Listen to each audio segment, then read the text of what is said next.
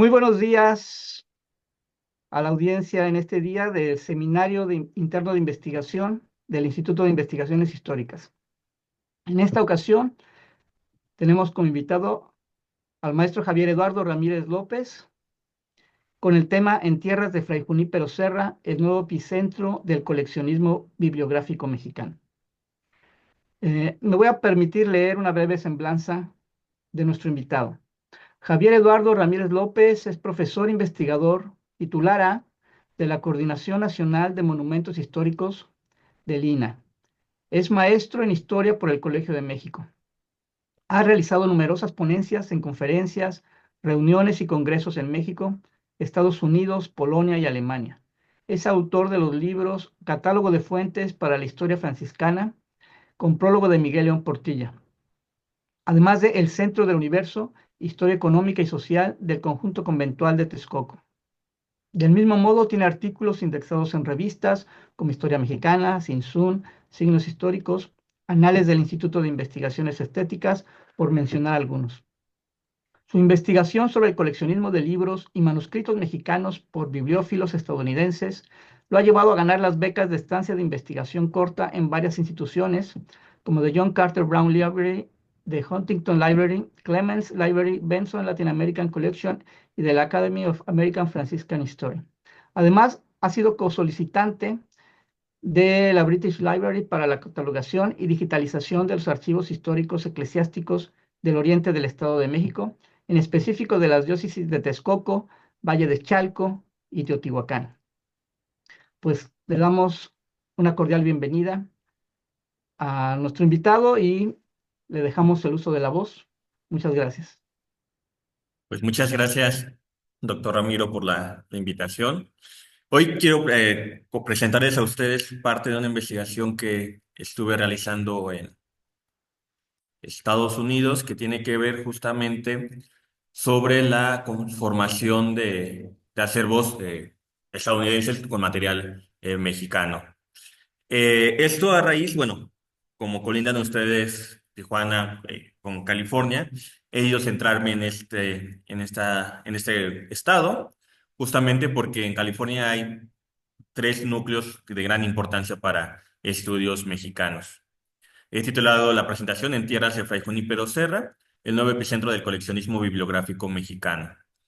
Esto surgió, como les comenté hace rato, sobre las estancias de investigación que he hecho, y pues hay que agradecerle a la infinidad de personas. En primer lugar, a la maestra Julieta García García, que es mi jefa inmediata aquí en la Nacional de Monumentos Históricos, así como a la doctora Susan Juster, es la encargada de investigación en la biblioteca Huntington Library, a Monseñor Juan Manuel Mancilla Sánchez, que me apoyó en algún momento para hacer una estancia previa en la biblioteca Bancroft, y hacia la doctora Teresa Rojas Rabiel, Stephanie Wood, Bárbara Mundi, Caterina Pizzigoni, Andrés Lira, José Ramón Cosío Díaz, José Montelongo, Stephen Tabor y Diego Godoy por a darme acceso, las cartas de recomendación para poder ir justamente a estos acervos. El, el objetivo que tiene esta plática es justamente mostrar al menos cómo California se volvió un epicentro en el coleccionismo material mexicano, bibliográfico y documental en el siglo XIX y principios del siglo XX. Esto se debe en gran medida porque el coleccionismo de obras mexicanas por bibliófilos estadounidenses surge en la segunda mitad del siglo XIX, perdón, en la década de 1840, pero se va a centrar principalmente en Nueva York. Ahí estuvo un gran coleccionista de obras mexicanas que fue James Lennox, que después su acervo formaría parte de lo que hoy se conoce como la Biblioteca Pública de Nueva York.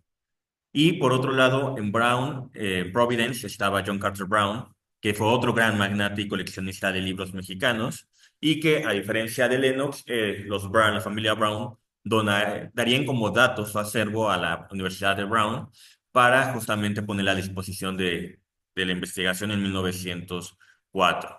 ¿No? Y eso, digamos, son los grandes epicentros del coleccionismo. Nueva York en esa parte del siglo XIX es donde están los libreros, las librerías, y las personas que podían comprar ese tipo de materiales. Pero ya para el siglo XIX, finales y principios del siglo XX, es California, justamente Los Ángeles o San Francisco, donde se van a poner ciertas librerías para vender material a estos bibliófilos. Y es a tal grado, por ejemplo, el famoso libro de votos de Sor Juana Inés, del convento de San Jerónimo, donde viene el voto de Sor Juana Inés de la Cruz, que se dice que está firmado con la sangre de ella, se vendió en Los Ángeles en la década de 1930. Y justamente ahí varios intelectuales mexicanos le escriben a Vasconcelos para que él pudiera comprar el libro y regresarlo a México. Y Vasconcelos absolutamente les dice que iba a hacer una comisión para determinar si el libro era original, auténtico, y con ello tratar de comprarlo. Pero lamentablemente no lo compra Vasconcelos, lo compra otra coleccionista y termina después en los estantes de la biblioteca de la colección Benson en Austin, Texas. Entonces, así como eso, pues hay toda una historia de cómo este coleccionismo se fue formando y justamente California se va a ser ese epicentro. Lo que yo hago, lo que me llama la atención del coleccionismo, más allá de que el tema se puede prestar a ideas que tienen que ver con patrimonio, con expolios, con tráfico, eso lo dejo un poco de lado y lo que a mí me interesa es, y como surgió mi tema de investigación, es por este sencillo plano que se elaboró en la década de 1540 y está actualmente en la Biblioteca del Congreso. Entonces, cuando yo lo consulté allá, sí me pregunté cómo es que llegó este mapa códice allá. Y desde Texcoco hasta la Biblioteca del Congreso, pues son 867 horas caminando, ¿no? O 37 horas en carro. Entonces, ¿cómo es? Estos materiales mexicanos terminaron en esas bibliotecas estadounidenses y ello pues nos viene a simplemente a decir que pues no somos jueces de la historia, ¿no? Esos materiales salen en distintos momentos hacia Estados Unidos o a Europa y ahí los compran los bibliófilos estadounidenses y los traen a Estados Unidos. En ese sentido, lo que yo hago, lo que tengo el mayor interés es estudiar impresos del siglo XVI, así como manuscritos de los franciscanos y documentos que están en lenguas indígenas.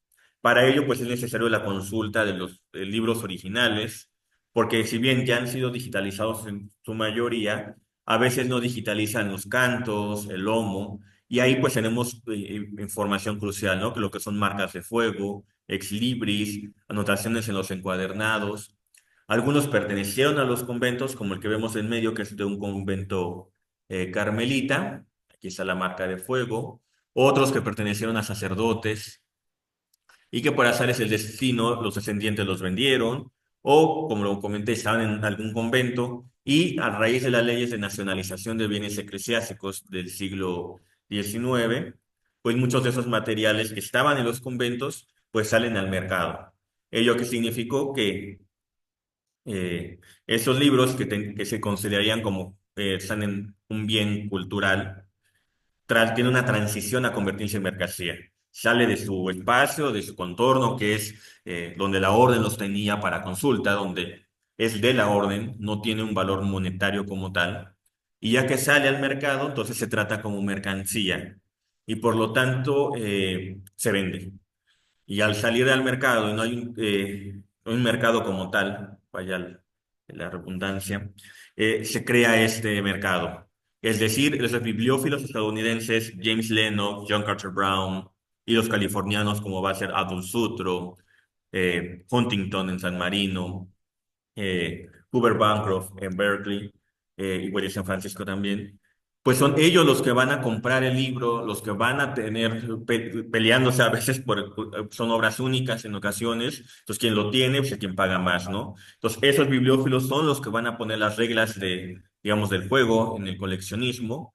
Y con ello, pues bueno, a veces en libros que sean muy baratos en México terminan gastándose o comprándose en altas sumas en Londres, en Leipzig, Alemania o en París, Francia.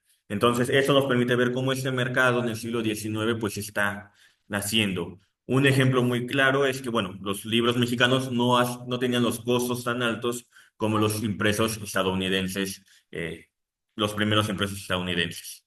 Entonces, esas obras, por ejemplo, el Sermonario de Sagún, que es un manuscrito de 1540, que se comenzó y tuvo varias anotaciones posteriores, el famoso Fray Bernardino de Sagún, pues termina vendiéndose en Londres en 1880, porque formaba parte de la colección de José Fernando Ramírez, y el lote fue el lote más caro, que se pagaron 220 libras por él. Entonces, sí nos permite ver, pues, la lucha que estuvo por quedarse con ese manuscrito. Los bibliófilos en ese sentido también se dan cuenta de que si vienen a México es más fácil comprar en México a un precio mucho más barato y no pelearse con los bibliófilos estadounidenses. Entonces en el siglo XIX, ya en la segunda mitad, hacen distintas visitas, Bancroft, Sutro, Brown no viene, pero manda a su librero George Parker Winship a México y entonces empiezan a comprar bibliotecas, a veces incompletas, como la de Nicolás León, y se la llevan a Providence, o la de la librería Badiano que compra Adolf Sutro, pues se lleva todo completamente a San Francisco.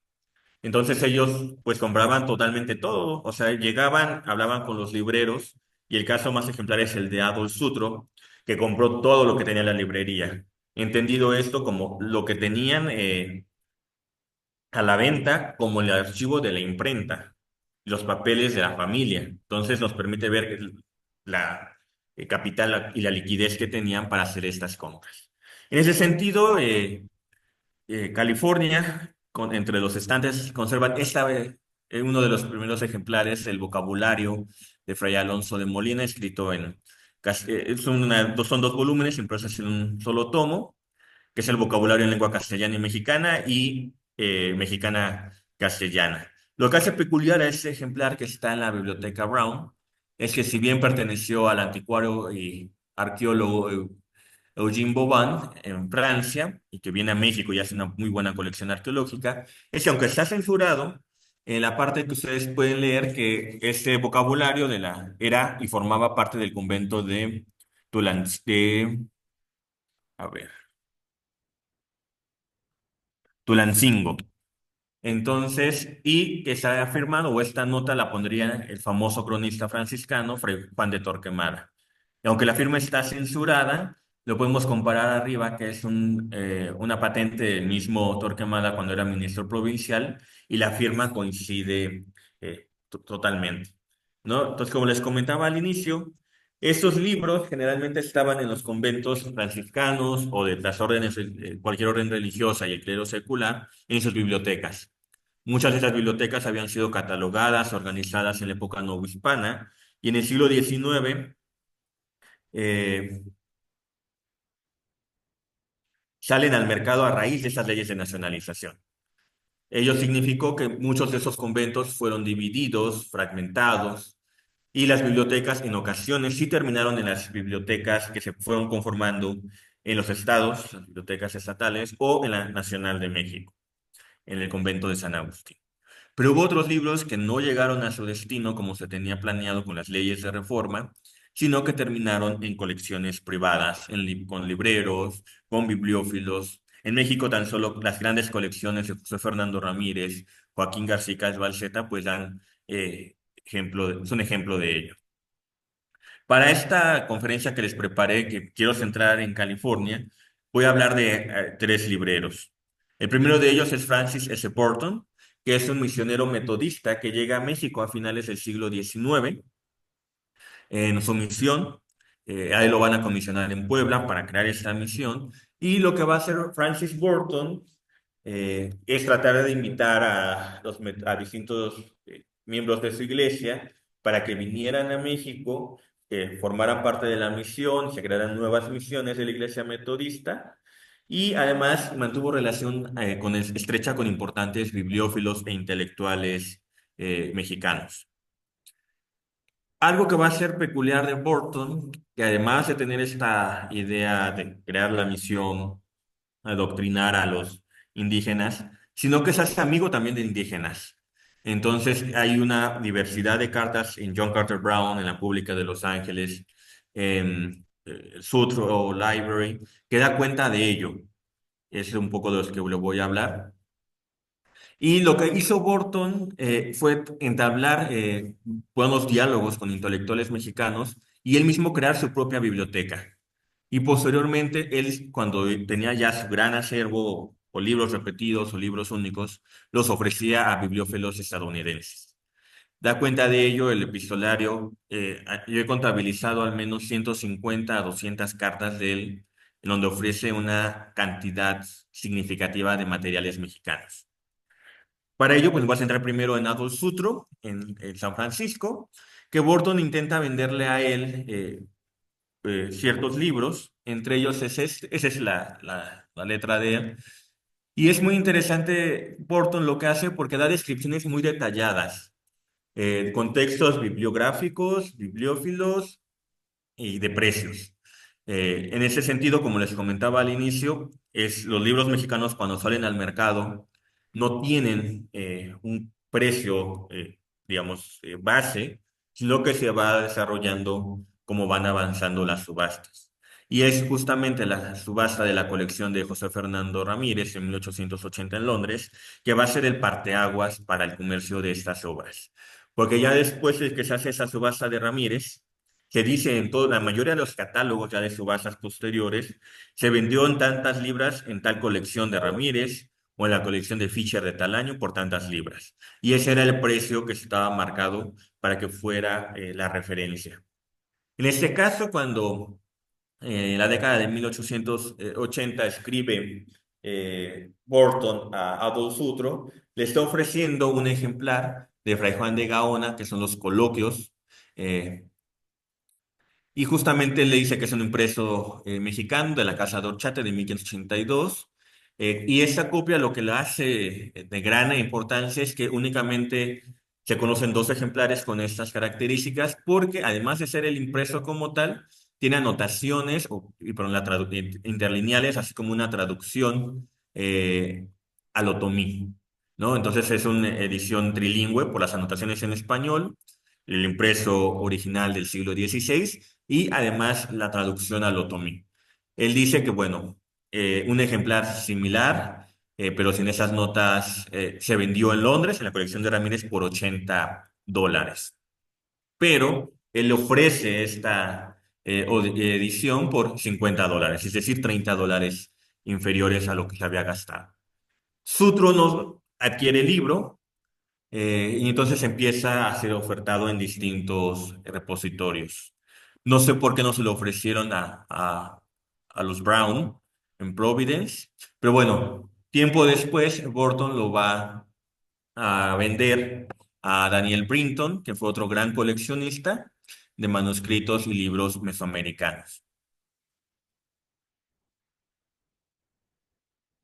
Y aquí podemos ver como la historia de los tres poseedores del libro. En primer lugar, el doctor Nicolás León, que él estaba ofertando el libro en $50 en 1893.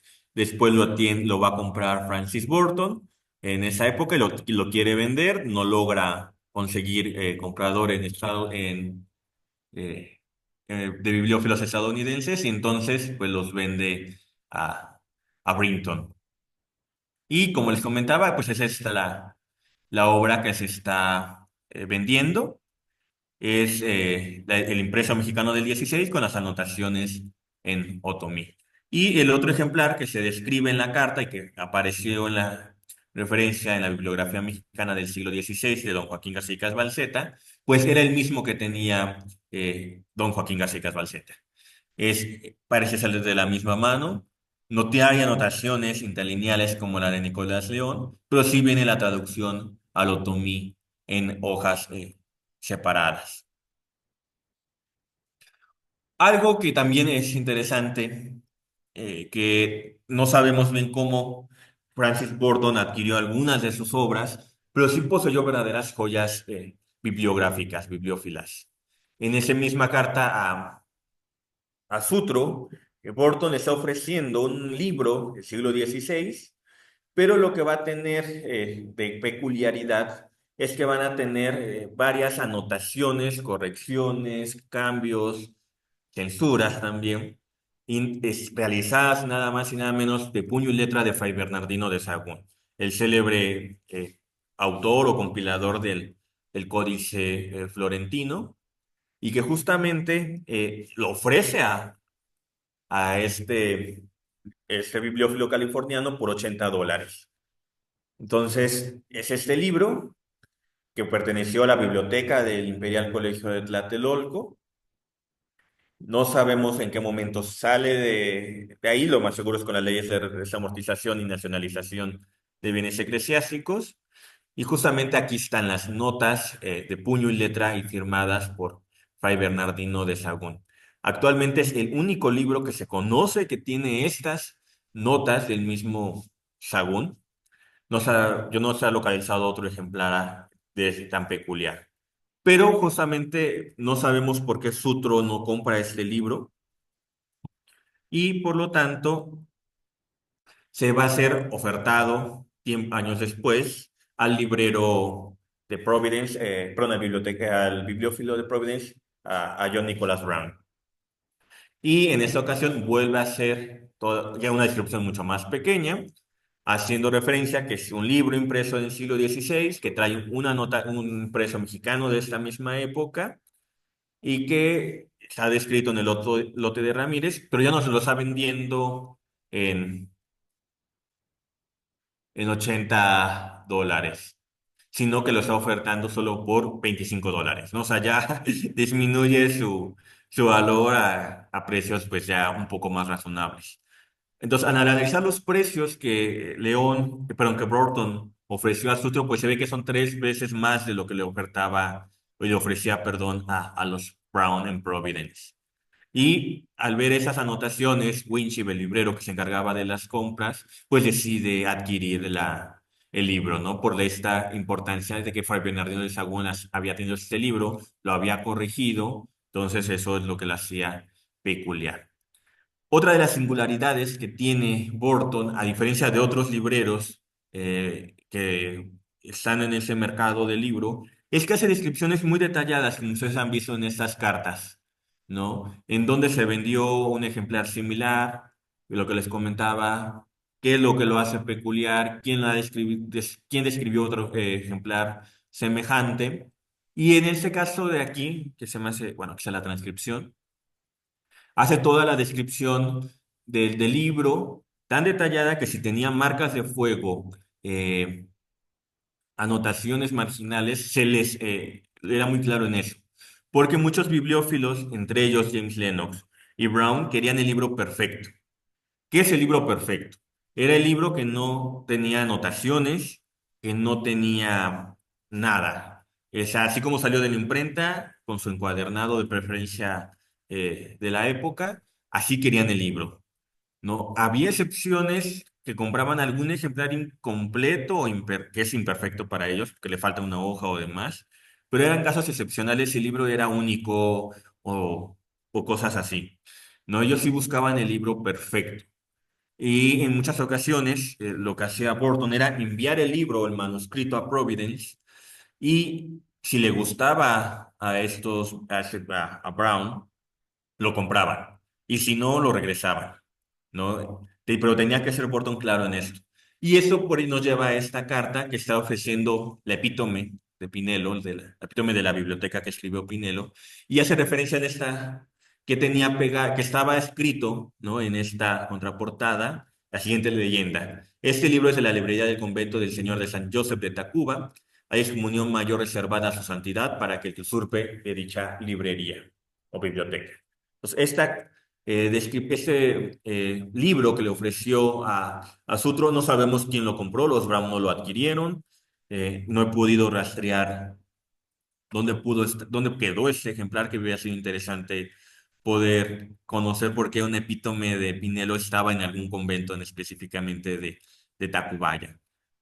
Lo que tiene otro que vendió Burton a la Biblioteca Pública de Los Ángeles es este ejemplar, pero podemos ver que era de un privado, ¿no? Y ahí tiene una de las ex libris del siglo XVIII que se mandan a realizar, que eran pequeñas estampitas que se colocaban en los libros, se pegaban, o generalmente eran ex libris manuscritas.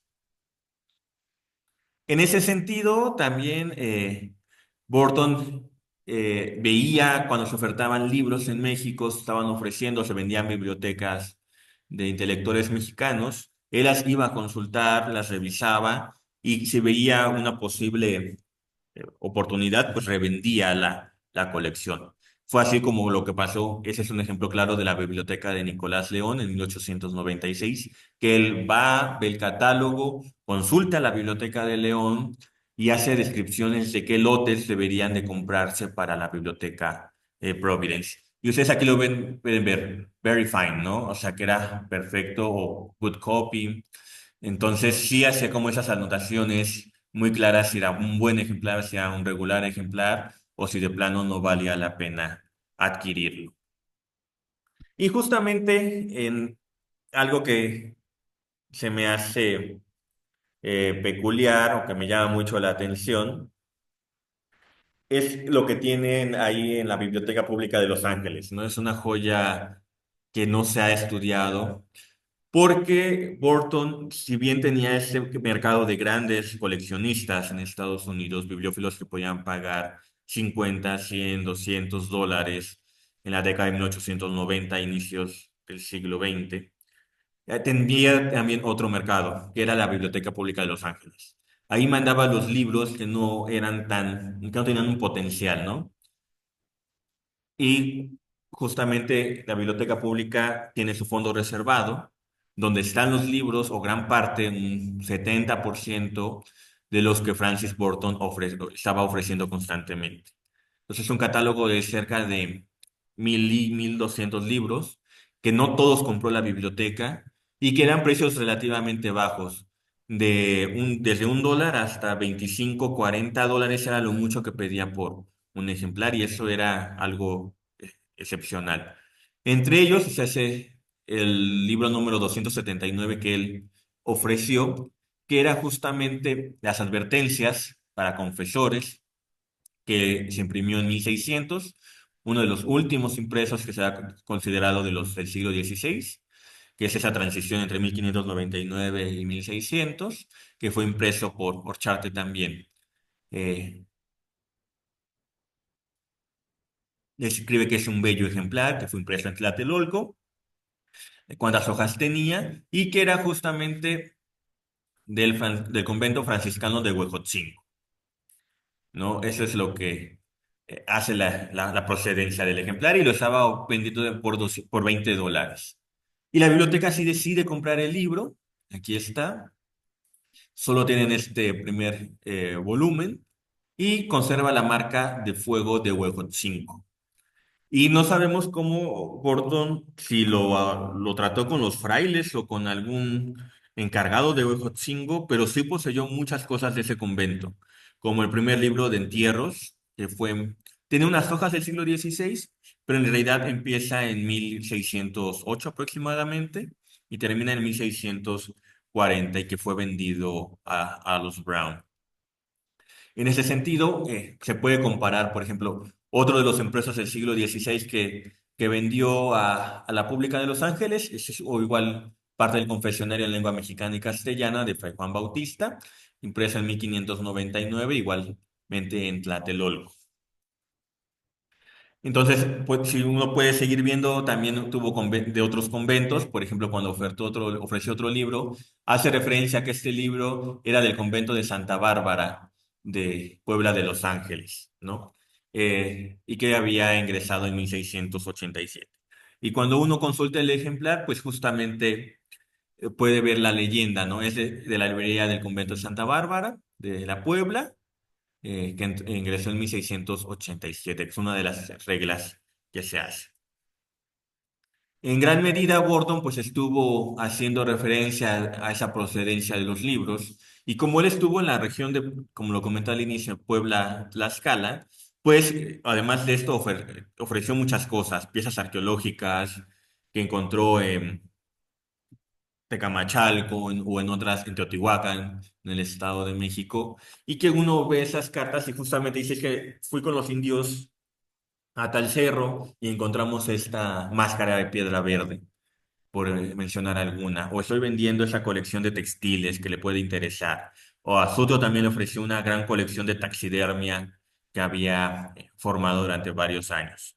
¿No? Entonces, este personaje, este librero misionero metodista, pues va a estar prácticamente casi 20 años, poco más de 20 años en México, y a raíz del proceso de la Revolución Mexicana, él decide dejar México, se va con su familia, tuvo tres hijos que nacen en Puebla y que se van a Los Ángeles. Ellos se van en 1911, se establecen en Los Ángeles, tratan de buscar trabajo y al final encuentran ahí en California, en la Misión Inn, él se vuelve como curador de este lugar.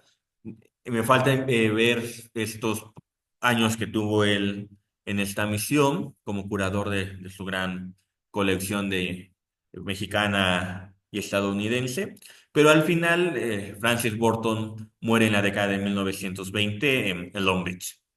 Y falta pues ahora sí poder seguir esta línea de del coleccionismo, de la labor tanto misionera como comerciante de antigüedades, como él se hacía llamar. Otro de los grandes libreros que se estableció en California y que tuvo una colección californiana es la biblioteca personal de Henry Rube Wagner. Este gran intelectual, bibliógrafo, llegó a México a finales del siglo XIX también. Tiene una empresa que lo manda a México para que haga ciertas labores.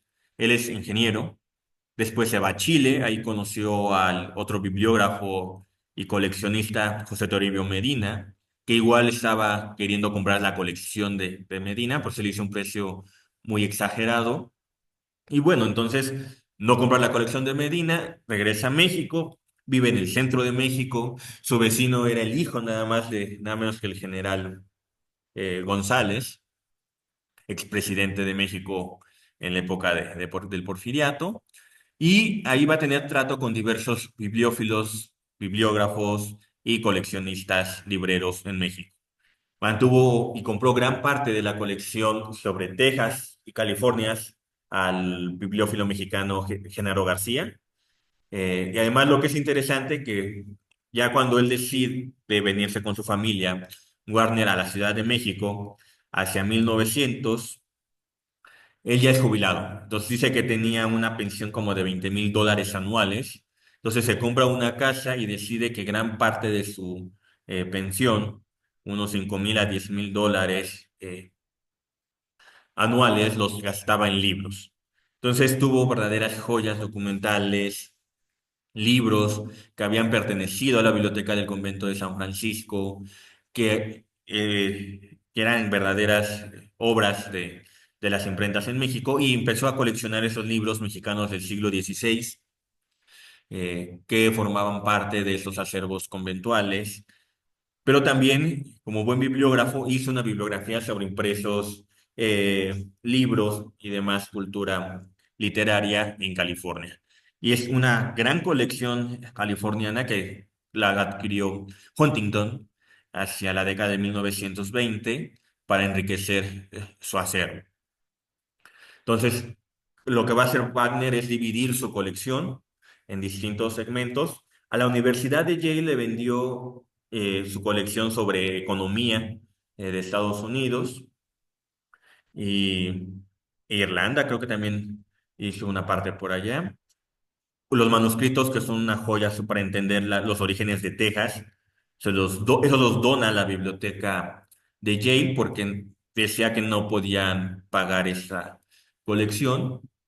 Y dice que le den solo $100 mensuales de ahí vitaliciamente hasta a él y a su esposa como forma de agradecimiento, ¿no? Y los de Yale dijeron absolutamente que sí.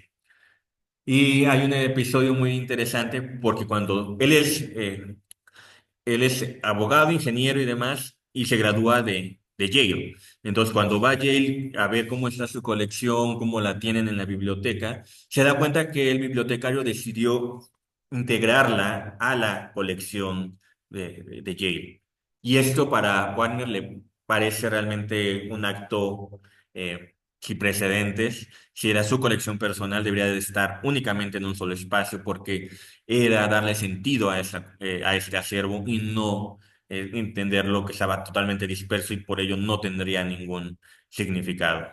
Entonces, dado que había una negociación ahí en el precio y demás, hace que el bibliotecario deshaga eso y ponga en un solo lugar todos los libros de Henry Warner como un fondo especial.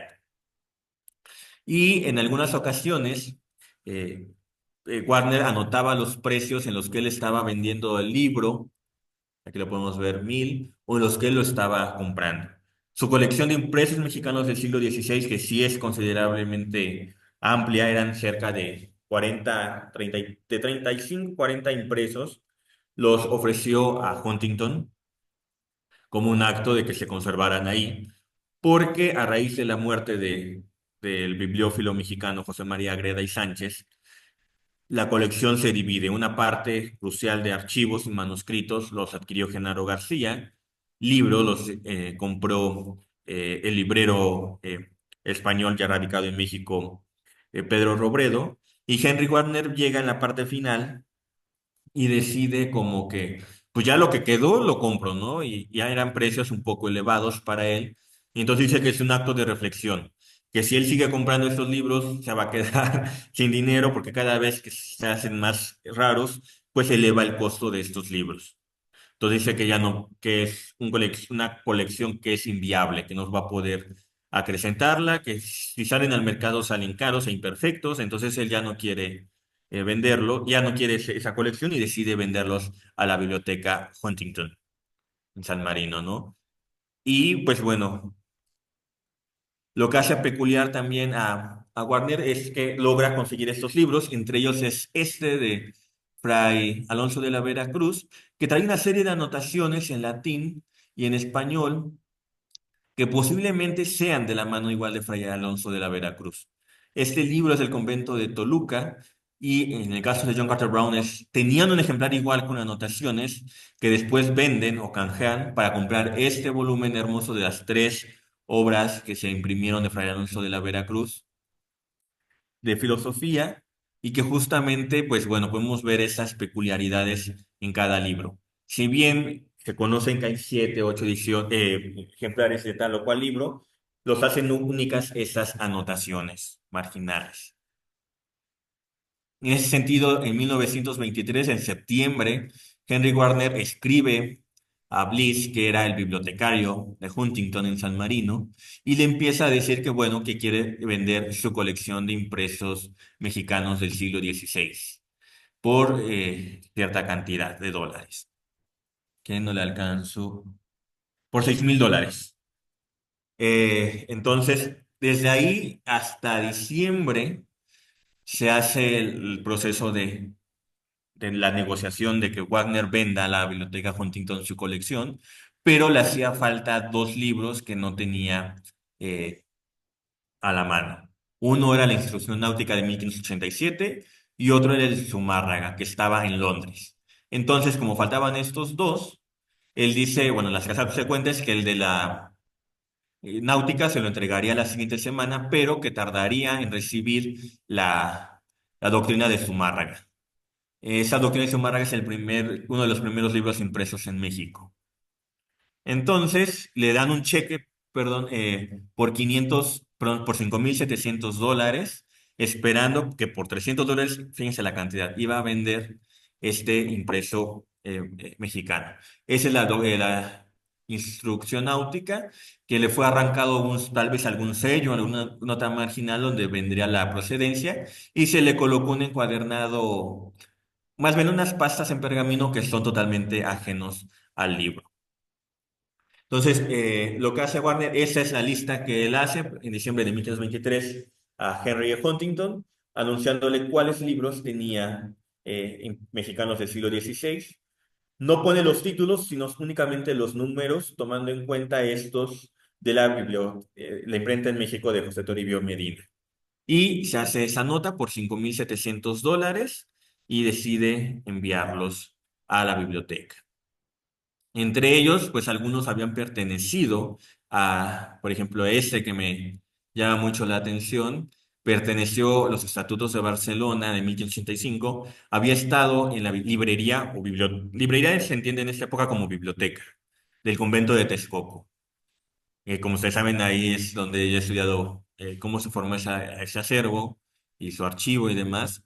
Y para mí, cuando vi pues fue algo muy interesante o emotivo saber que todavía sobrevivía al menos ejemplares de esa gran biblioteca de Texcoco y que después termina en la biblioteca del convento de San Francisco de México y que fue vendida por Howard Warner a Huntington.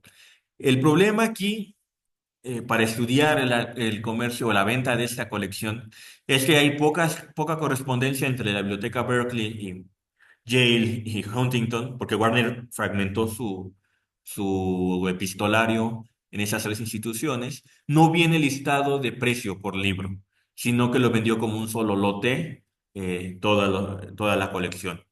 A excepción, como les dije, de la doctrina de Zumárraga por $300. Entonces, se vende esa colección de 35 impresos, si no mal recuerdo, en 1570 por $6,000, ya contando la doctrina, pero tiempo después le escribe, perdón, a los días, que le habían dicho que había un librero bibliotecario que tenía una doctrina de los dominicos, que solo se conocen dos o tres ejemplares en todo el mundo y se las estaba vendiendo por $1,000. Entonces Huntington decide comprarla, entonces se vende toda la colección por $7,000, ¿no? Entonces la doctrina del 48 se hace otro documento después donde se vende. Y justamente la doctrina que les hablé al inicio, la doctrina de Zumárraga, que es el primer libro impreso en México, lo vendió por $300, que es un precio realmente muy bajo.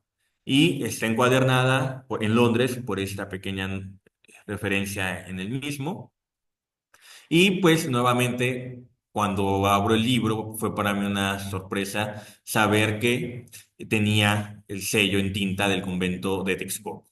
Sabíamos por referencias en los inventarios que había tres eh, obras de Zumárraga en la biblioteca y al menos ya las tenemos identificadas. Una está acá en la Biblioteca Huntington de los San Marino y dos están en la Biblioteca Pública de Nueva York.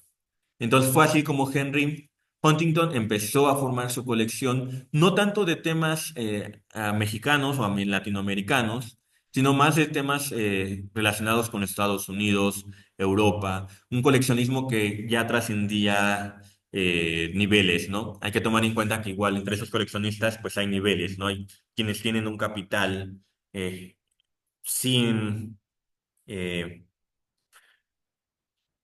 ¿cómo decirlo? Sin límites, entonces podían comprar obras a precios altos, manuscritos medievales y demás. Huntington es el tío padrastro de Henry Huntington de la Hispanic Society of America de Nueva York. Y él en 1919 decide abandonar la ciudad, se casa con su cuñada que es Arabella Huntington y se vuelve todo un caos esto en la élite estadounidense y californiana. Entonces deciden irse a San Marino, Huntington cobra gran parte de San Marino, casi todo es de él, y va a crear un centro donde se puedan hacer los famosos jardines, museos y su biblioteca. Él atrae desde Nueva York, se empacan y se llevan a San Marino. Él manda a construir esa biblioteca. En 1919 se inauguró. Además, se hacen catálogos, se le da ya así el orden a la biblioteca, se sacan los libros repetidos y se empiezan a vender.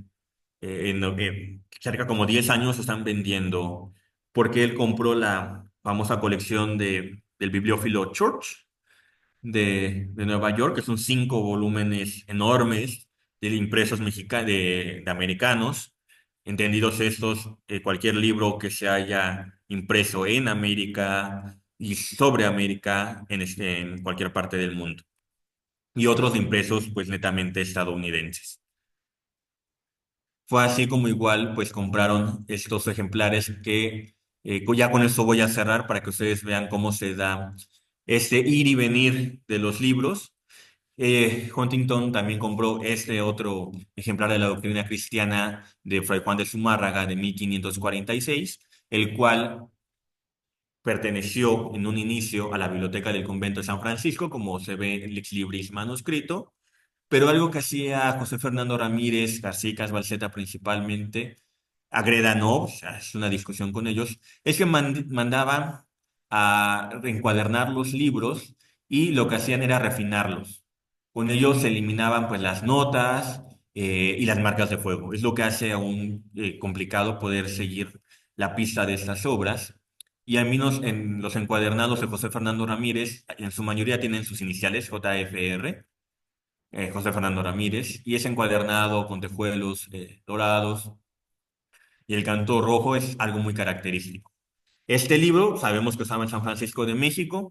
José Fernando Ramírez entró a la biblioteca y por orden de Comonfort se llevó los libros y manuscritos que le parecían de gran relevancia para la historia de México, pero nunca los regresó ni los dio a Comonfort ni a la Biblioteca Nacional.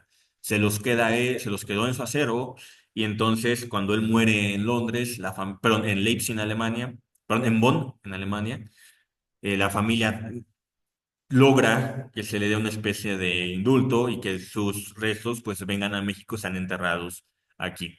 Porque José Fernando Ramírez había sido parte del gabinete de Maximiliano y Juárez lo manda al exilio. Eh, Andrade, que fue otro librero y coleccionista, también se va al exilio, pero ahí sí le logran dar eh, el perdón y regresa a México.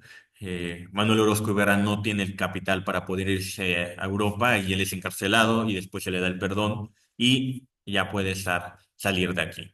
Ramírez no logró conseguir esto y al final de sus vidas los pasa en Alemania con su hija y su cuñado y sus restos llegan a México, llegaron en México en la década de 1870 y la familia empezó a vender la biblioteca. José Fernando Ramírez quería, perdón, Joaquín Gasecas Balseta quería comprar la biblioteca, pero la familia decide mejor vendérsela a Alfredo Chavero, dado que tenían igual las ideas un poco liberales y eran afines políticamente. Después, Chavero vende la colección y es hasta 1880 que a raíz de otra venta, influenciados por el sacerdote Agustín Fischer, es que termina en Londres y sale a la venta esa doctrina de Zumárraga de 1546 y se vendió por 52 libras. Y lo compró el librero Bernard Quaritch. A los días siguientes de la venta de Ramírez, Quaritch publicó su catálogo el 26 de julio, donde hace justamente alusión a la doctrina de Zumárraga, que es un ejemplar raro, y ya no está pidiendo los $25, $52 que pagó, sino ya le está ofreciendo por $65. Este libro se sabe que después Quaritch lo va a adquirir unos libreros en Nueva York, que son los Sabin, e hijos, que son unos libreros de gran importancia para de temas referentes a México, porque hacen su diccionario de libros de América, que son una infinidad de volúmenes. Y justamente la doctrina de Zumárraga la van a vender por $350 a Church. Y con ello Huntington adquirió toda la colección tal como venían en los catálogos publicados. En 1909 paga una cantidad infinita, enorme de dinero y es como entra esta colección. Entonces podemos ver así en este libro el sentido de cómo estos libros tienen una vida entre libreros, bibliotecarios. El libro de Zumárraga, desde que se imprimió, estuvo en el Comercio de San Francisco hasta el 56, del 1856 al 71 en posesión de Ramírez, del 72 al 76 con Alfredo Chavero, del 76 al 79 con Manuel Fernández del Castillo, en el 80-81 se lleva a Londres y Bernard Quaritch la está ofreciendo, en el 81 las adquieren los libreros Sabin, después Eulie Church la adquirió entre el 81 y la tiene hasta 1908, eh, 1808, 1811, y en el 11 es cuando ya Henry Huntington la adquirió y es en sus acervos. Entonces podemos ver este libro que va, viene, cruza aquí me falta otra fecha, perdón, la primera vez que se va a Alemania, cuando regresó a México, de México se fue otra vez a Londres, de Londres a Nueva York, perdón, a Brooklyn, de Brooklyn a Nueva York y de Nueva York a Pasadena, ¿no? Entonces estos libros es un Zumárraga viajero y pues eso es lo que quería un poco comentarles el día de hoy, de ese ir y venir de estas piezas entre libreros, coleccionistas y bibliófilos estadounidenses. Y pues muchas gracias por tu tiempo.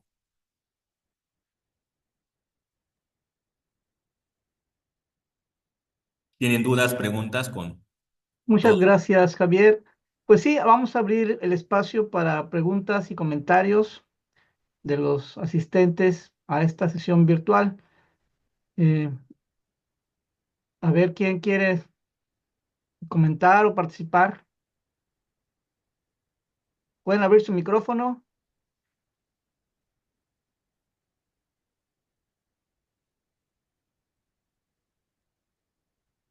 Bueno, ¿puedo comenzar yo? Sí, adelante. Bueno, antes que otra cosa, felicitar a Javier. Me parece que aunque no es una investigación terminada, justo es un esfuerzo muy grande y muy valioso por conjuntar, pienso yo, dos dimensiones temporales, es decir, por un lado, el periodo colonial en el cual se producen estos manuscritos, que son lo que convencionalmente llamamos las fuentes primarias, que nos permiten conocer estos contactos, sobre todo entre las órdenes religiosas y las poblaciones indígenas. Y por otro lado, ¿qué ocurre con esos objetos en el siglo XIX? Es decir, como que ese juego temporal a mí me llama mucho la atención, sobre todo por algo que he intentado adentrarme en los últimos años, y es cómo es precisamente en la segunda mitad del siglo XIX cuando aparece, al menos en el caso de California, que es donde está el epicentro de lo que tú estudias, esta imagen, voy a decirlo así, romántica del pasado misional de California. Y bueno, no es, digamos, eso no es una aportación mía, en realidad es parte de la tesis de Richard Kagan en su libro de Spanish Grace, que básicamente lo que dice es de que de manera paralela a lo que muchas veces se ha hablado, que desde Estados Unidos hay, digamos, una mirada negativa al mundo hispano y al mundo mexicano, sobre todo a partir de una serie de prejuicios en buena medida religiosos, empieza a aparecer también lo que él llama el embrujo español, es decir, es esta visión del mundo hispano como algo exótico, que él dice que es análogo al orientalismo. Es decir, así como en el mundo europeo se está construyendo esta imagen exótica sobre sus colonias, sobre todo el Medio Oriente, en Estados Unidos se está construyendo una imagen muy parecida sobre el mundo hispano. Entonces me llama la atención, o no sé qué pienses, digamos, más allá del coleccionismo y del mercado de libros y de este proceso que tú explicas en el cual eh, estos libros que no tenían, digamos, un valor en el mercado, sino eran objetos de uso dentro de la vida conventual, se convierten en objetos, digamos, que pueden ser vendidos y que pueden ser intercambiados, ¿no? Y que terminan al final en estas bibliotecas de coleccionistas.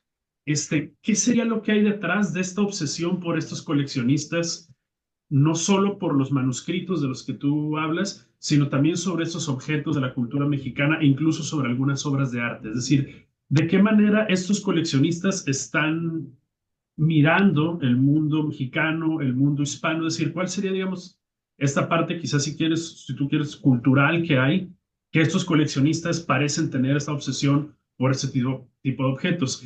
En su libro de Spanish Grace habla el autor de los coleccionistas, pero habla sobre todo de los coleccionistas de obras de arte, ¿no? Entonces, bueno, me parece acá interesante que aparecen los libros, los manuscritos, y me hace mucha resonancia precisamente a lo que está ocurriendo en el mundo europeo con respecto a lo que ellos llaman el Oriente, que en realidad tiene que ver con el norte de África y con todos estos. Entonces, digamos, un poco si puedo saber esa parte, ¿de qué manera se están imaginando el mundo hispano estos coleccionistas que parecen estar dispuestos a gastar estas fortunas en obtener un conjunto de manuscritos que, y esa es la otra, tengo la impresión de que todavía no han sido patrimonializados desde la visión mexicana? Es decir, como que todavía hay una mirada en la cual el Estado mexicano les reconozca este valor que se le reconoce actualmente como un patrimonio de la nación, y esto permite, ¿no? Dice, pues, que sean objetos que están circulando de un país a otro. Sí, es muy compleja la pregunta y muy grande. Empiezo del final al inicio. Lo que bien comentas de esa idea de conciencia, de patrimonio, eh, hay que tener algo muy en claro, que esas bibliotecas sí fueron ofrecidas al gobierno mexicano. La de José Fernando Ramírez se quiso la familia que se quedara en México, porque Ramírez decía que su biblioteca no debía de salir de México, ¿no? Porque ya Home Bancroft y demás personas estaban comprando muchas cosas y él, su sueño era que no saliera de México y que su colección fuera parte de la Biblioteca Nacional, como debió de haber sido desde un inicio, ¿no? Pero el señor nunca regresó nada. Entonces, la familia trató, el gobierno le dijo que no. La biblioteca de Nicolás León también se ofreció a la Biblioteca Nacional de México. Vigil trató que Justo Sierra diera el dinero para que se pudiera comprar y no se dio. Y terminó en Brown. La biblioteca de Genaro García la ofrecieron a este eh, ministro de Educación, a Vasconcelos, y Vasconcelos, según dice, que hace un inventario de esa biblioteca, lo envía al Museo Nacional para ver si no había libros que hubieran sido de esa biblioteca y que se haya llevado Genaro García cuando era director. Y al final no la compra y termina en Estados Unidos. Pero la de Genaro García fue ofrecida directamente por Henry Warner a Huntington cuando él estaba en Nueva York. Y Huntington dijo que no le interesa nada de temas mexicanos y que no la compra. ¿No? Entonces, Huntington es un caso ahorita, el bajar al final, especial en temas mexicanos. ¿No? Y después, pues justamente los tejanos ven que tiene un potencial esa biblioteca y la compran. Entonces sí hubo estos procesos en donde esas bibliotecas pudieron quedarse en México y no. La de Joaquín García Balseta no tengo claro si fue ofrecida al gobierno mexicano o no, pero cuando se lleva a Estados Unidos, ahorita está en Texas, pero llega a Los Ángeles, llegó a Los Ángeles. Y ahí estuvo la biblioteca. Eso voy a hablar ahora el 18 de junio en la Academia Mexicana de la Historia, porque como yo les comentaba, California se va a volver como el epicentro para esos coleccionistas ya en el siglo XX. ¿No? Entonces, Huntington pudo igual haber formado una biblioteca muy grande de temas mexicanos con la de Genaro García, con la de Joaquín García Balseta y no hubieran terminado en Texas. Entonces, hablar del coleccionismo, pues tienes esas dos visiones, ¿no? Por un lado, la idea mexicana de que muy pocas veces se han hecho compras de estos materiales. Generalmente son por donaciones, pero sí hubo momentos en que se han comprado. Como tú bien lo mencionas, no hay un estudio como tal del coleccionismo bibliográfico mexicano, ¿no? Y ese pues debe de hacerse sin tantas lamentaciones, ¿no? De por qué terminaron en Estados Unidos, ¿no? Simplemente, como yo lo dije al inicio, no somos jueces de la historia. Se hace todo un análisis de las cartas, de cómo fue la negociación, la mediación, los precios, los libreros de este momento. Y como bien lo mencionas, esa idea, ¿por qué es comprar temas o cosas mexicanas los bibliófilos estadounidenses? Aquí viene en ese sentido eh, un poco religioso, por ejemplo, Lennox es protestante, y él compra los libros mexicanos del siglo XVI porque tienen que ver con él tiene una colección de Biblias, de salmos, de todo lo que tenga que ver con de religión. No le importa el idioma, no le importa nada. Entonces salía cualquier libro de tema religioso, lo compraba para incrementar su colección, ¿no? Y el señor Lennox tenía todo el dinero igual del mundo, era creo que el tercer hombre más rico de Estados Unidos y dice, pues compro lo que quiera. O sea, compras a la Biblia de Gutenberg, que es la primera que llega a Estados Unidos, y cuando llegó a la aduana, hace que todas las personas se quiten el sombrero porque va a pasar la primer libro impreso del mundo, ¿no? Y entonces era así de excéntrico. Y tuvo tanto dinero que manda a hacer una biblioteca para su colección. Y la trata de hacer pública, con arte, con todo. Y pues, van algunas personas y eso, para hablar de Lennox es todo un caso. En cambio, Brown no tiene ese capital económico y empieza a comprar sistemas de libros mexicanos. ¿Por qué? Porque en esta época, entre 1840 a 1860, se crea esta idea de tener la mejor biblioteca americana. Y la biblioteca americana es cualquier libro, como lo comenté, es cualquier libro impreso en y sobre América. Entonces, se hacen los catálogos de esas colecciones, Church, Lennox, Brown y otros coleccionistas, ah, Samuel Barlow en Brooklyn, que son grandes coleccionistas, Y que bueno, ello también tiene que ver en Estados Unidos porque se da esta época del Golden Age, tienen un potencial económico sin precedentes. Y lo que yo propuse en un artículo que escribí sobre la biblioteca de Nicolás León, que todavía me falta un poco pulir esta hipótesis, que a su vez igual me baso más en los estudios del coleccionismo de arte que llega a Estados Unidos. El primero es que ellos no tienen como pues sí, cultura material, ¿no? Ellos exterminan a los indios nativos de allá, no hay códices, no hay este tipo de cultura de textos escritos, entonces pues van hacia el sur. Igual yo lo que proponía en ese artículo es que, bueno, influenciados por esta idea del Gilded Age, en Europa también ya está la idea del capitalismo, ¿no? Está esa transición, que aunque seas un noble, tengas muchas casas, terreno y demás. Pero si no tienes gente que te trabaje, entonces esto te va a dar una caída económica. Y es que están haciendo los europeos, es abrir sus castillos y convertirlos en museos para que paguen y la gente vea. ¿Qué están haciendo? Vendiendo. Entonces se casan ya con los estadounidenses para tener este capital cultural. Y además, si lo vemos un poco más profundo, también Estados Unidos tiene su idea ya imperial. Y por un lado, el imperio que más que quedaba era el de España, con territorio en Filipinas y otras partes, ¿no? Entonces, yo lo que proponía es que tanto estos bibliófilos tenían esta idea del imperio español, que era el único imperio que sobrevivió, y que ellos se quieren convertir en el imperio. Entonces, ven a México no como a México, sino a esa parte de la Nueva España como parte de ese imperio, gran imperio español. Lo estamos comprando porque nos estamos apropiando de ese imperio español y que va a detonar después en la guerra de Estados Unidos con España y demás. Entonces tienen esta gran visión de hacer sus castillos ahí en California, en otras partes de Estados Unidos, al estilo español, todo es español.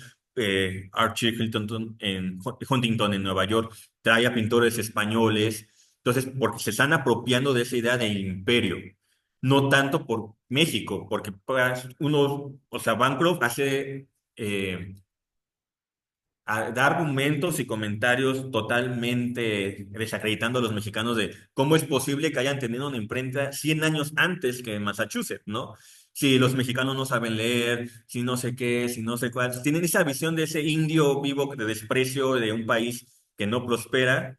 En cambio, en la Nueva España, yo le digo, es que no lo ven como México, lo ven como parte del Imperio Español. Y yo explicaría por qué después de la Golden Age, están comprando cosas. En cambio, Huntington, en San Marino, no tiene casi temas mexicanos. Ellos están comprando más niveles mucho más amplios, grandes, de un coleccionismo ya competitivo, y le importa más eso, ¿no? Igual porque pues su hijastro está haciendo la Hispanic Society, entonces como que no querían, yo pienso, meterse en ese problema familiar. Aunado a esto, después de esto, pues ya viene en el siglo XX otro coleccionismo que ya es el institucional, de formar universidades de temas latinoamericanos, ¿no? Y Texas, pues va a ser ese parteaguas, compran la colección de Genaro García justamente con esa visión.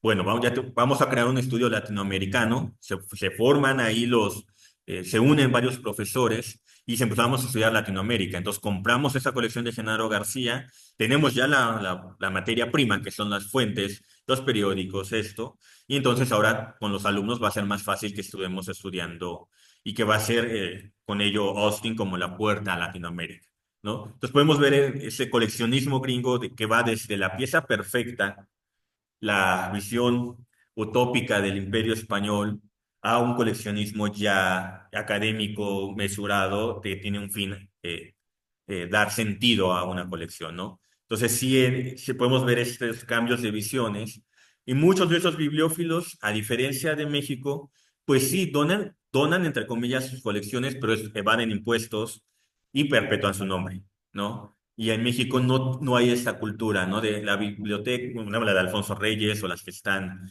en la Ciudadela, ¿no? Pero en Estados Unidos es conservar tu nombre, ¿no? Entonces, te vendo mi colección en, no sé, de tantos miles de dólares, pero no me des tantos, pero le vas a poner mi nombre, ¿no? Hace paseo con Bancro, ¿no?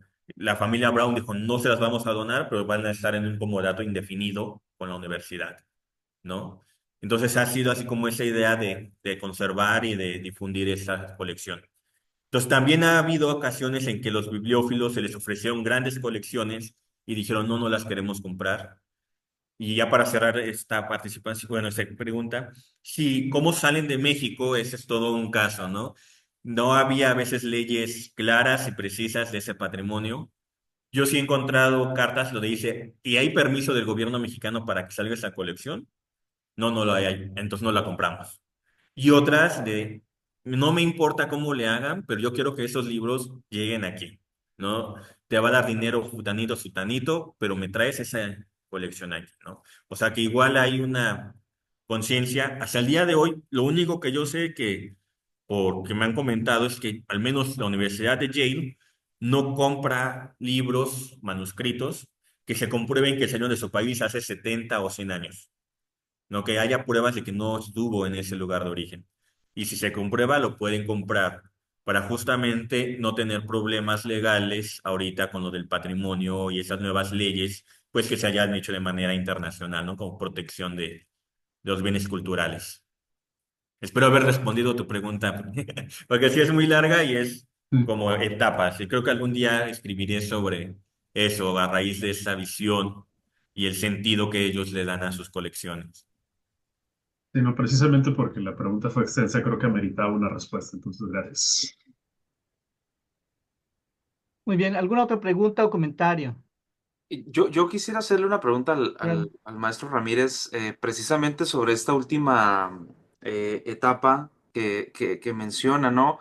La transición hacia la institucionalización, ¿no? O ya cercano al siglo XX, en donde hay una participación directa con las universidades en Estados Unidos, y viendo esta comparativa, ¿no? De quizá a nivel de presupuestos, de dimensión y también de la participación de estas figuras de mecenas, ¿no? En espacios universitarios estadounidenses que después se convierten ahí en esas relaciones, digamos, directas, que está una también construcción de figuras, ¿no? Monumentos incluso y demás.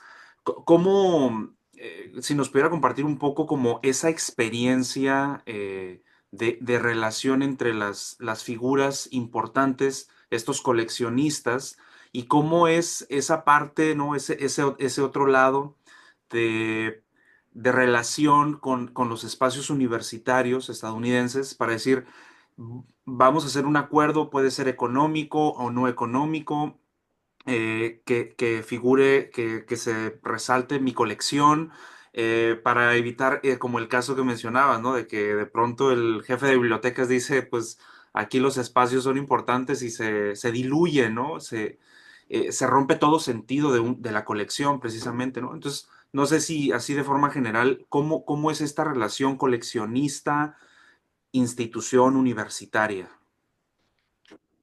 Ahí sí es una pregunta. Cada caso es totalmente único. Por ejemplo, Lennox no tuvo hijos, nunca se casó, entonces él decidió que su biblioteca, la que construyó, su biblioteca personal, que hizo todo el edificio, contrató a un bibliotecario, bibliógrafo que fue, bueno, varios, el último fue Wilford Eames, dice que la dona a la ciudad de Nueva York. Entonces había tres grandes bibliotecas en Nueva York. Y ya saben que cuando alguien muere, el dinero se esfuma, ¿no? Entonces, no, según no tenían ya el capital para poder seguir manteniendo la biblioteca Lennox, cuando era un hombre riquísimo, ¿no? No sé en qué se gastaron toda la fortuna de Lennox, entre la caridad, los impuestos y demás. Y lo que hicieron en Nueva York fue juntar las tres colecciones, la Lennox, la Astor y no me acuerdo la otra. Y formarían con esas tres la biblioteca, la New York Public Library, ¿no? Y entonces, aquí viene el problema, ¿qué hacemos con los libros duplicados? ¿No? Eso lo contesto al final.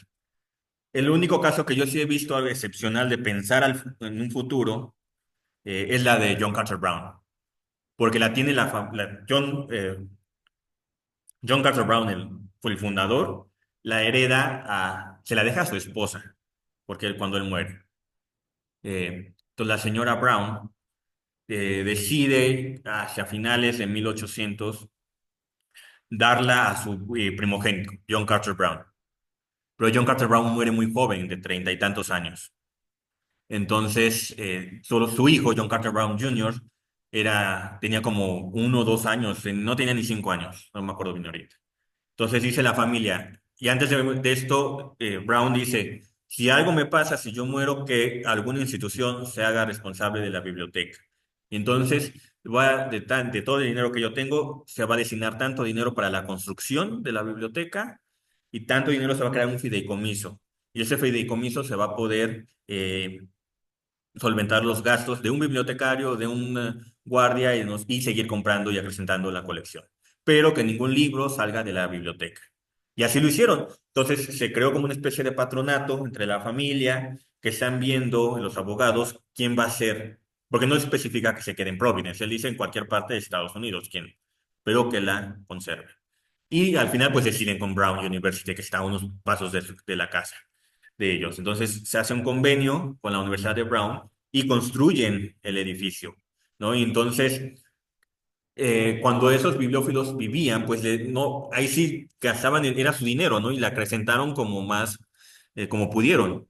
Vuelvo a las dos colecciones de Genaro García y García Casbalceta, igual fueron ofrecidas a John Carter Brown. Y dicen, es que no tenemos ya el dinero porque dependemos de la universidad y del fideicomiso y no nos da lo que ustedes piden. Entonces tenemos que pedir un préstamo a Brown University que tendría que hipotecarse como 5 o 10 años del fideicomiso que se nos da. Entonces no podemos hacer eso porque con qué vamos a... Y no se compran esas colecciones, ¿no? Otros como Bancroft, que está tratando de, que es un librero, él hace su historia de México y de toda América, de países, entonces él compraba porque lo veía como una mercancía, ¿no? Y un negocio. Yo compro, edito, publico y después me deshago de ellos. O sea, hace una negociación para que primero lo adquiera particulares. Le ofreció por ejemplo, a Lennox, no, pero ya a la pública de Nueva York se le ofreció la biblioteca a Bancroft y dijeron, ese precio nadie te la va a comprar.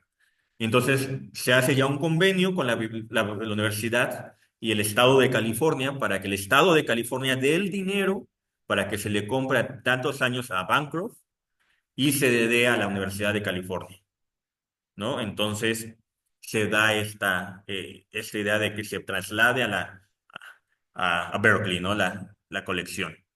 Entonces, no recuerdo exactamente cuánto costó, pero al final dice Bancroft, bueno, no me den $100,000, pero entonces que se haga el edificio a mi nombre y y así se hace hasta el día de hoy, es la biblioteca Bancroft, ¿no? Que tiene igual parte de los papeles de Bancroft como su colección personal y otras que han ido acrecentando.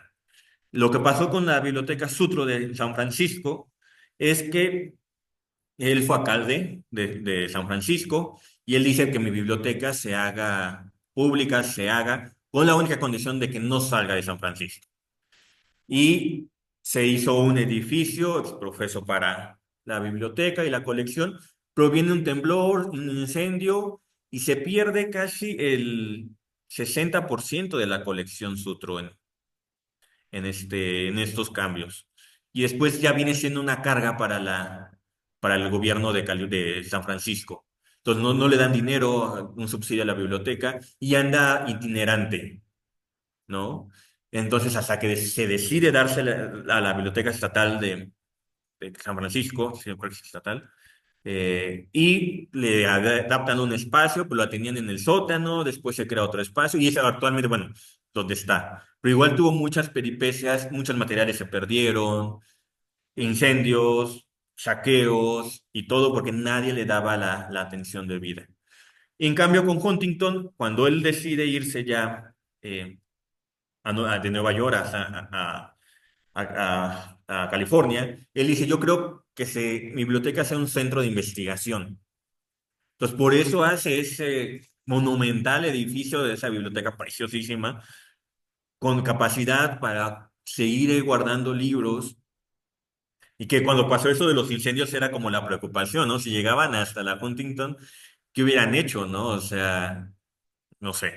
Entonces, él sí sí tuvo esa visión. Yo quiero que esa biblioteca sea de investigación, pero para académicos. Entonces yo le voy a destinar un fideicomiso. Pero como les comenté en el inicio, un poco de sátira, los Huntington, tanto el de Nueva York como los de California, son parientes. Arabella queda viuda y se casa con su cuñado. Entonces esto pues no es bien visto en la sociedad y cuando mueren se hace todo un pleito de varios años sobre la herencia y los capitales. O sea, sí hubo un pleito que se logra resolver y justamente pues está actualmente The Huntington Library, ¿no? Museum a Garden. Entonces, ello te permite ver como esta visión que ellos sí dijeron, no vamos a donarla, va a ser de una institución que va a vivir de las rentas del patrimonio que Huntington tuvo, ¿no? Entonces, esta visión lo podemos ver como amplia, ¿no? O sea, cada caso es así especial, no hay un patrón, pero sí esa idea de legar y que tu nombre perpetúe, ¿no? Ese sí es la visión que todos tenían, ¿no? O sea, de que va a ser mi biblioteca y aunque yo ya no esté, van a decir, pues es la biblioteca de por 100 años y esa es al día de hoy que les estemos diciendo por sus apellidos de ellos, ¿no? Vamos a ir a Brown, vamos a Sutro, vamos a Bangor, vamos acá, Huntington, ¿no? Entonces, esta cultura de preservar, asegurar y dar un fideicomiso es algo que en México realmente es casi inexistente, ¿no? Muy bien, una pregunta más. Yo sí quería preguntar algo que seguramente los estudiantes que asisten al seminario tienen en mente, y es cómo llegaste a este tema, cuáles fueron los principales obstáculos, ¿no? Y cómo le has hecho para avanzar en la investigación. Justamente es lo que yo estaba en la universidad, en la Biblioteca Latinoamericana de Tulane, consultando unas cosas sobre Texcoco del siglo XVI, que era un libro de matrimonios de San Andrés Chautla, perdón, escrito entre 1586 a 1670, creo. Es un libro enorme. Entonces yo me pregunté ya en ese momento, ¿cómo es posible que llegó este libro aquí? O sea, no se pudo manifestar o sea, ¿cómo sale de Chautla? ¿Quién lo vendió? ¿Cómo llegó acá? Eso fue en 2017. Y entonces fue una pregunta ya, consultaba, porque yo trabajaba poca novohispana, siglo XVI, de códices y demás, que me empecé a cuestionar justamente cómo esas obras terminaron en estos repositorios estadounidenses. Y más allá de la visión, pues sí, un poco nacionalista que tenemos, ¿no? Sino preguntarme realmente cómo, ¿cuál fue esa transición, este momento en que se salieron del país y ver los archivos institucionales, ¿no? La correspondencia que ellos tenían, los catálogos, cuentas y demás. En ocasiones sí ha sido muy fácil, las becas que me han dado también ha permitido que esto ir a Estados Unidos, porque obviamente mi economía no me permitiría hacer esas estancias allá. Pero ha habido sorpresas. Por ejemplo, Huntington es una biblioteca muy noble, muy linda, que tiene todo su archivo institucional abierto a investigación. O sea, te interesa, no sé, tal año o tal persona, tal apellido, pues los buscas en la caja de correspondencia. Y ya, puede que haya, puede que no haya. Igual en la pública de Los Ángeles, en la pública de Nueva York, los archivos institucionales están abiertos a investigación. En cambio, Brown es un archivo privado, entonces a veces sí te dan permiso, a veces no. Harvard ya abrió sus archivos también, entonces ahí puedes ver infinidad de cosas, ¿no? Ahí tuve un caso en el que siempre lo menciono y digo sí, o sea, igual ellos no saben cómo forman sus colecciones y les da miedo tener como encontrarse cosas no gratas, ¿no? O sea, hay cierta institución que sí me puso casi como un censura de que cualquier cosa que publique se las tengo que enviar antes para que ellos estén al tanto, ¿no? Otros me han dicho, tú habla lo que quieras, ¿no? O en otros casos, por ejemplo, Bancroft te hace firmar un formulario que si ves colecciones del 19 o del 20, que tienes que tener cuidado con esos de datos personales, que escribas a ellos por cualquier cosa o situación para que no vaya a haber algún problema, ¿no? Entonces, entre más avance la investigación en el siglo XX, pues es la pregunta más incómoda a las instituciones, ¿no? Yo empecé con los de Nicolás León en el siglo XIX y poco a poco le fui siguiendo el hilo un poco a la pregunta que me hacía Pedro, para entender realmente qué visión tienen ellos, por qué están comprando, qué les interesa, por qué hay ese doble discurso de ver a un México de indígenas, de charros, de esto, con una forma de desprecio al México del siglo pasado, pero sí un aprecio a ese México extinto novohispano, donde sí hubo alta cultura, imprenta en el siglo XVI, indígenas traductores, esa visión como quién tiene el manuscrito de fulanito de tal o en tal lengua que no sé.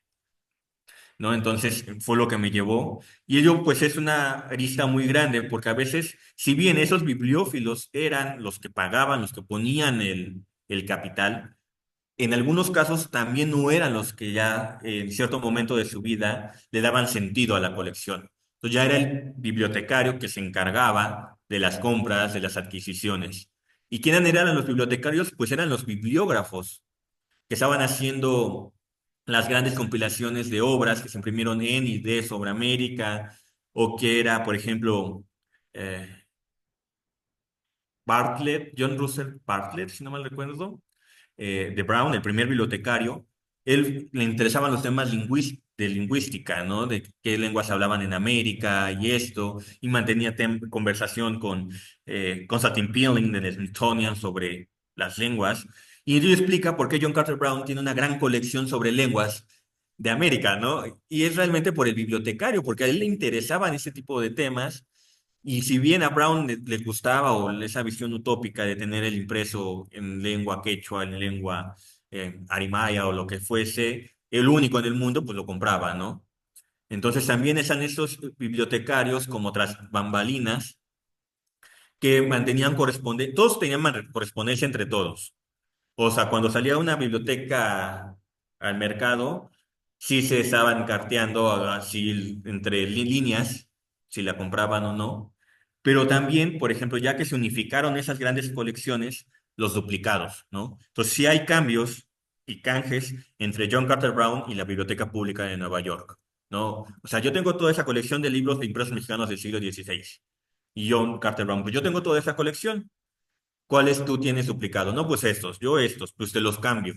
Y a veces no conocían, por ejemplo, el tripartito de Gerson que tiene la pública de Nueva York, tiene el ex libris de John Carter Brown y la firma de Fray Juan de Zumárraga. Y lo enviaron porque tenía anotaciones y demás, y Brown se quedó el ejemplar perfecto que no tenía anotaciones ni nada, ¿no? Y lo cambia por otro libro de 1570 de la Asunción, su doctrina. Entonces, es igual esa visión que no tienen como esta idea de qué implicaba un libro con anotaciones, ¿no? Entonces, sí que es un tema que muy curioso, que a veces hay chismes, hay cosas claros y oscuros, ¿no? En estos temas. Pues muchas gracias, Javier. Ha sido muy interesante la Ramiro, explicación. Parece Ramiro, que Diana tiene una pregunta. sí, hola, ¿qué tal? Buenas tardes. Buenas tardes. Felicitaciones, maestro, por su presentación sumamente interesante. Yo me he mantenido atenta a lo que presentas y mi pregunta es muy concreta y obviamente hablo desde el desconocimiento de estos temas, pero me llamaba la atención en esta red de los coleccionistas. em, y mi pregunta es si ellos tuvieron relación con JP Morgan, que también tuvo, o bueno, de hecho ahora se puede visitar su colección, pero él muy cerca de la New York Public Library, pero él coleccionaba arte, no recuerdo exactamente de cuál, y obras de la Edad Media. Entonces no sé si sea contemporáneo a ellos, si hay relación o no. Es simple curiosidad. Y bueno. En esta parte o en esta línea de investigación de los coleccionistas también, pero ya para otro momento creo, los coleccionistas de arte, como agentes informales de la diplomacia y de la diplomacia cultural, tengo algún conocimiento sobre ello para los años 20 y 30, pero es una simple curiosidad y felicitaciones nuevamente. Gracias. Pero no te entendí la última parte de la pregunta. De los coleccionistas, o sea, la relación de estos coleccionistas con JP Morgan Ajá. y un poco en relación con otros estudios que se han hecho para los años 20 y 30 de la relación de los coleccionistas de arte como agentes informales de la diplomacia cultural entre México y Estados Unidos. Ok. Sobre JP Morgan tiene una eh, historia muy curiosa, porque realmente pues sí es un hombre más rico, ¿no? O sea, salvó a Estados Unidos de sus crisis eh, financieras. Déjate, y hay una novela, no tiene, pero sí está muy bien documentada, que Morgan, a diferencia de esos, en inglés es de Personal Librarian. Hay una edición en español que se llama La Bibliotecaria o algo así. Es una mujer encargada de hacer la colección. Entonces, en esta novela me fascinó cuando la leí, dije algo así necesitaría escribir yo, no tan formal, porque te muestra cómo una mujer pudo formar la gran colección de JP Morgan de los Caxton, que es los primeros impresos en lengua inglesa que se hacen en Reino Unido, bueno, en Inglaterra, los manuscritos medievales. Cómo una mujer se va abriendo camino en un mundo totalmente de hombres que están dominando las subastas, ¿no? Y cuando uno va a la biblioteca de JP Morgan, está un busto de ella en la biblioteca, ¿no? Y ella fue la que la formó. Y esa forma de agradecerle a esta bibliotecaria, yo todos los que he estudiado han sido hombres, que son los bibliotecarios o el encargado o demás. Las mujeres, las que yo he encontrado eran las que encuadernaban, las que sellaban, la atención al público y eso. Pero un cargo así, no. Yo nomás en Morgan lo he visto. Y sí, realmente hay otro libro que se llama El Club de los Medievalistas, algo así. Les mando es un análisis que hace eh,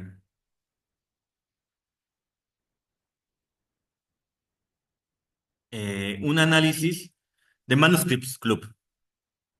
Igual es una historia súper interesante de estos grandes hombres que pudieron comprarse estos libros medievales. Como yo les comentaba en mi plática, los libros mexicanos no podían tener un precio tan alto como un manuscrito medieval o una Biblia de Gutenberg. Ya quien podía comprar eso ya es porque estaba compitiendo con aristócratas europeos, con la alta nobleza y todo, ¿no? O sea, que eran ya cifras grandes que un manuscrito mexicano no llegaría a eso. Por eso yo ponía el ejemplo, 200 libras, el sermonario de Sagún.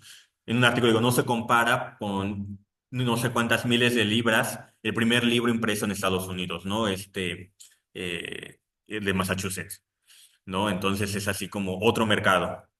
JP Morgan él se especializó en lo que tenía que ver con Europa. Su gran colección son esos manuscritos medievales únicos, libros que habían pertenecido, libros de obras a tal o cual rey, le interesaban, y cosas en inglés. Lo que yo encontré es que, por ejemplo, él tuvo una copia del título, creo que del Marquesado del Valle de Cortés, una copia del siglo XVIII que dona a la Biblioteca Pública de Nueva York. Entonces sí es esa relación de que no creo que le haya interesado tanto temas mexicanos, latinoamericanos, y lo que llegó a comprar o le llegaron a regalar lo mandaba a la pública de... Y cierto, había rivalidades. Por ejemplo, hay una carta muy curiosa entre William Gates, que es un arqueólogo, antropólogo, lingüista, no sé, pues, lingüista magista, eh, con George Parker Winchell, bibliotecario de los Brown, sobre la venta de la colección de Paul Wilkinson en 1914 en Nueva York. Dice, están mandando cartas de qué van a comprar en esa subasta. Dice, pero hay que tener cuidado porque va a ir casi el loco de Huntington y él con tal de vernos sufrir va a pagar cantidades sin sentido por cualquier libro. Entonces ya no van ellos, los contratan a un agente que va en representación de ellos para que Huntington no le vara los precios, ¿no? O sea, ahí se ve igual entre ellos que se hacían a veces para molestarse, subir a un libro el costo. Sobre los 20, eso no lo he trabajado todavía. Si tienes bibliografía sobre ese tema, me serviría. Como lo comenté al inicio, yo lo he visto más de estos, y eso sí, hay muchos estudios de todo el arte europeo, español que compran estadounidenses, ¿no? De Metropolitan Museum, ¿no? De estos hombres que están comprando para que su nombre permanezca en un museo, ¿no? Pieza donada, adquirida por tal persona, ¿no? Y esta idea sí está muy marcada. Y yo sí, hay una parte de Huntington que me encanta, porque si no mal recuerdo, él quería comprar toda una colección que tenía casi todas las ediciones de Cervantes, libros, El Quijote y demás, y escribe a un importante español, le dice, no, ayúdame que yo quiero comprarla. Y le dice este intelectual, no, esa biblioteca nunca va a salir de España. Entonces Huntington va a España, compra el palacio, lo restaura y le dice al gobierno español, pues te lo dejo, pero me llevo la biblioteca y se la lleva. Y entonces le escribe Huntington a ese español, bueno, cuando guste venir a Nueva York, la biblioteca ya está aquí. Entonces, ese poder adquisitivo que tenían ya los Huntington, no se compara a Brown ni a otros, que llegaban a Europa y compraban bibliotecas completas, o sea, lo que hubiera se lo llevaban. O sea, hasta castillos, ¿no? Vemos The Cloisters de Metropolitana, como hay bloques de castillos, de retablos medievales y todo. Entonces sí tenían un capital muy grande para traerse todo. Y entonces después viene el proceso de reordenar la colección y encontrar los duplicados. Por ejemplo, la Hispanic Society tampoco tiene todo catalogado, no se sabe realmente qué es lo que tiene, ¿no? Porque, o sea, tuvieron tanto dinero que no les importaba gastarlo en ese sentido. Y en el arte, pues lo vemos, por ejemplo, Huntington compraba cosas, pero no quiso, por ejemplo, comprar un Velázquez en $600,000 hacia finales del siglo XIX. Entonces Arabella decide comprar el Velázquez y regalarlo a la Hispanic Society, porque pues justamente ahí el mercado del arte pues es otro tema, porque hay falsificaciones. Entonces, si en los libros es muy complicado hacer una falsificación, no es casi imposible, pero en el arte sí. Entonces ya Huntington había pagado como $500,000 por tres, cuatro obras supuestamente de Goya y Velázquez que eran falsas, ¿no? Entonces es todo un proceso, es como, realmente sí es un Velázquez. Entonces, al final, cuando compran esta obra, El retrato de una niña, le escriben a Huntington diciendo que había sido la mejor compra que pudo haber hecho en su vida, ¿no? Entonces, nos permite igual ver esta idea de, pues, sale al mercado, vámonos. Pero igual comprar cosas españolas era mucho más barato que comprar algo de Francia, ¿no? El mercado de obras francesas era aún muchísimo más estrecho y más caro, ¿no?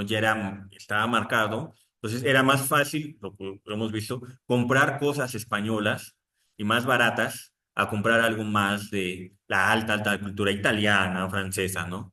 Entonces, eso me falta todavía un poco para sí, generar un poco más mi hipótesis y sustentarla más. Gracias. De nada. Está apagado tu micrófono, Ramiro. Perdón. Muy bien. Si no hay más preguntas, pues agradecemos infinitamente a Javier por esta plática, por las preguntas y comentarios. A la audiencia, pues muchas gracias por acompañarnos. No sé si alguien quiere hacer una pregunta. Y el mes que entra tendremos una presentación de un libro, Ferrocarril y Ciudad. Va a estar a cargo de la doctora Pilar Rey Hernández. Y sin más por el momento, les agradezco a todos. Yo sí quisiera Javier, hacer un pequeño sí, comentario, a ver sí, si claro. ustedes me ayudan. Ya he trazado cómo sale la biblioteca de Nicolás León a Providence, la de García a Texas. Pero en 1937, 36 sale la biblioteca, 37 en enero de la de García Balseta, pero se va directamente a Los Ángeles. Entonces no había tren México-Los Ángeles. Entonces no sé si ustedes tengan alguna idea hacia esos años, en 1900, la década de los 30, ¿cómo se llegaba de México a Los Ángeles? Si alguien tiene una hipótesis, me sería de alguna idea de gran ayuda. Tuvimos un estudiante que trabajaba el tema de Ensenada en la maestría. Mi idea, que yo no sé exactamente, no podía responder exactamente, pero casi toda la comunicación era por mar, de los puertos, por ejemplo, San Blas, a los puertos de La Paz, de Ensenada y después a San Francisco y Los Ángeles. Pero yo no podría decir, tal vez Pedro sepa algo más concreto.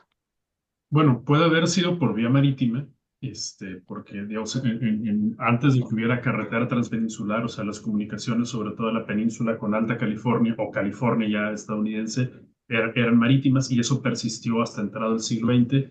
Pero otra posibilidad es de que no había un ferrocarril directo, pero sí había conexiones ferroviarias en Estados Unidos, es decir, de la Ciudad de México se podía ir a A la Ciudad vez. Juárez, Paso del Norte, y desde ahí los ferrocarriles en Estados Unidos estaban muy bien conectados, y no solamente la Ciudad de México, o sea, por ejemplo, el puerto de Guaymas en Sonora, pasaba por Hermosillo y el ferrocarril me parece que entraba por Nogales y entraba en Estados Unidos, y en Estados Unidos había ferrocarriles que estaban conectados entre sí.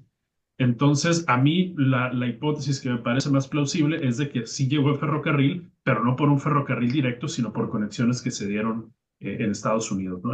Pero pues, habría que ver si los documentos dan alguna pista, pero son las dos posibilidades. Sí, gracias. Muy bien. Este, Sí, adelante. no, nada más, igual espero que no se alargue mucho. Me quedó una duda porque en el título mencionas a Junípero Serra. Pues, un franciscano, estuvo en Querétaro, su obra más reconocida es en Alta California. ¿Te has encontrado con algún, y yo sé que es de saltar del 16 al 18, pero entre los objetos que estaban circulando por allá, ¿te has encontrado algún material vinculado o con Serra o con los franciscanos en California? Sí, bueno, Huntington sí tienen, y Bancroft sí tienen esta idea de comprar cosas de California, pero igual, por ejemplo, los Porrúa le ofrecieron una colección de temas californianos, pero era un precio alto, elevado, y no lo compró Huntington. Pero ahí hay que tener algo muy curioso. Ahí no pasó como en la Ciudad de México la nacionalización de bienes eclesiásticos con California, ¿no? Ya es parte de Estados Unidos. Entonces, si salía algo de Junípero Serra es porque se lo robaron de la misión de Santa Mónica. Sí, Santa Mónica, sí. Santa Entonces, Bárbara, ¿dónde Santa se Bárbara, robó? no, sí, Santa Mónica es sí, no, Santa Bárbara. Entonces, generalmente se conocía lo que había en Santa Bárbara. Sí, era como... Y Santa Bárbara sí tiene libros sacramentales firmados por Fray Junípero Serra. Otra colección que sí salió fue en Londres por los hermanos Max and Brothers, esos libreros. Ahí hacen un catálogo especial sobre cartas de Fray Junípero Serra, que eran inéditas y demás. Y sí tienen un mercado y un precio muy alto, porque es lo que le interesa a los bibliófilos estadounidenses. Entonces sí se compran. eh, Huntington sí mantiene contacto y es muy curioso. A los mexicanos no les pagan altas cantidades, pero a los libreros británicos, europeos o estadounidenses sí les pagan lo que piden, ¿no? Entonces, me acuerdo, por ejemplo, uno de Pizarro pagaron como $6,000, 6,000 libras por la crónica del Perú y otros documentos, ¿no? Y por un manuscrito mexicano que les ofrecían en $2,000, no lo compraban, así como que no. Entonces, de California. O sea, sí hay una idea latente de crear cosas sobre California. Están comprando y sí hacen misiones a México de temas californianos. Lo que sí hace Warner es justamente eso, comprar manuscritos relacionados a las misiones, a los primeros años de la vida independiente ya de California, los últimos de cuando eran parte de México, del Imperio Español, sí hay esa idea latente. Entonces, yo lo decía como Fray Junípero Serra es justamente por ese gran recorrido desde Los Ángeles hasta San Francisco y justamente de estas bibliotecas que van formando, algunas tienen becas para que hagamos estancias de investigación, otras de plano tienes que ir con tu propio capital. Pero sí, espero un día terminar todos mis transcripciones, porque bueno, les he mostrado un poco la letra de Gordon del 19, pero hay otras que sí es muy letras muy complicadas. La mayoría todo está en inglés, o sea, tienes que sentarte con calma y empezar a transcribirlo, luego traducirlo. O sea, sí es un poco lento el proceso, pero vacilando los cabos. Y el problema es lo que decíamos, ¿no? Ya en el siglo XX, cuando llega el teléfono, ya lo hacen todo por llamada, ¿no? Entonces ya hay menos cartas, menos epistolarios. Y eso me pasó con lo de García Casbalceta, porque la llevan a Los Ángeles, se le ofrecieron a los Huntington, porque es lo que dicen las cartas que están en la Benson, y en Huntington no hay nada. Entonces, muy probable de Los Ángeles se hayan ido en carro a Pasadena y lo hayan tratado en persona el asunto, ¿no? Y como no llegó a buen puerto, pues no quedó testimonio de esa negociación, ¿no? Entonces, sí son esas como, entre más avanza la época, pues es más difícil tener acceso a este tipo de documentación. Pero si quieres, luego te mando las fotos de ese catálogo de los documentos de Fray Junípero, que sí son muy interesantes. Y cómo llegaron a Londres, eso sí no tengo bien la idea.